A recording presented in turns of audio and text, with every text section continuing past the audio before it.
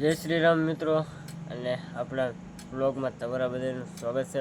Finally મિત્રો, તમે પણ વિચાર કરતા છો કે અત્યારે રાતે બ્લોગ ઉતારવાનું કારણ એ માટે કે અમે અત્યારે છે ને જઈ રહ્યા છીએ બહાર, કેમ કે વાગી ગયા છે 3, એટલે અમારે નીકળવાનું 3 વાગે જવાનું છે ઓલેજ. તો અત્યારે ગાડીઓ લઈને કમ્પ્લીટ થઈ ગયેલા છીએ, અને અત્યારે તો હું ગામમાં આવી ગયો છું, કેમ કે જયલાને જગાડવા આવ્યો માટે અત્યારે જગાડવો પડે એમ છે, કેમ કે હજી સૂતો છે.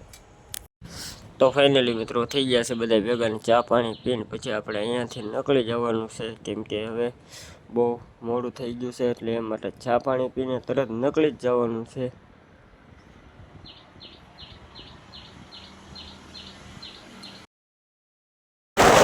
પછી મિત્રો અમે નીકળી ગયા છીએ, અને એક ગાડી આગળ છે અમારી પાછળ છે, ને આજે જયલા ગાને આપણે બ્લોગ ચાલુ કર્યો છે, ઉતારી રહ્યો છે.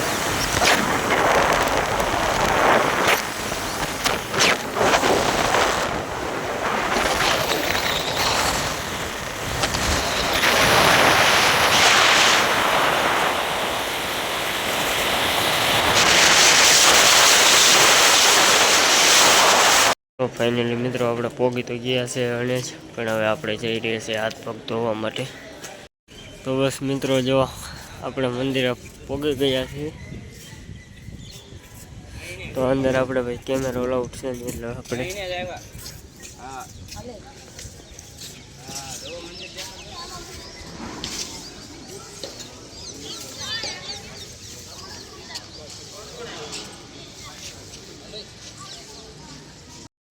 તો મિત્રો બહારથી દર્શન કરી લેજો. અંદર કેમેરો અલાઉડ છે નહીં, એટલે તોયથી મેં અત્યારે ઝૂમ કરીને વિડીયો ઉતાર્યો છે.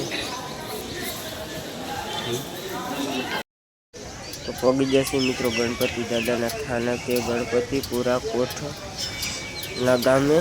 તો અમે પણ આજે દર્શન કરવા આવેલા છીએ, તો તમને પણ બહારથી દર્શન કરાવો. અંદર કેમેરો અલાઉડ છે નહીં, અને પછી આપણે મુકાભાઈને મુન્નાભાઈને છેલ્લા ગાનાનો પણ વિડીયો લઈ લીધો છે. હાલો આવી ગયા. હેલો ગાઈસ, તો બસ મિત્રો આજના વ્લોગ માટે આટલું જ હતું. મળીએ છીએ આપણે એક બીજા વ્લોગમાં. તો અમારો વ્લોગ કેવો ગમે તો લાઈક, શેર અને સબસ્ક્રાઈબ કરવાનું ભૂલતા નહીં.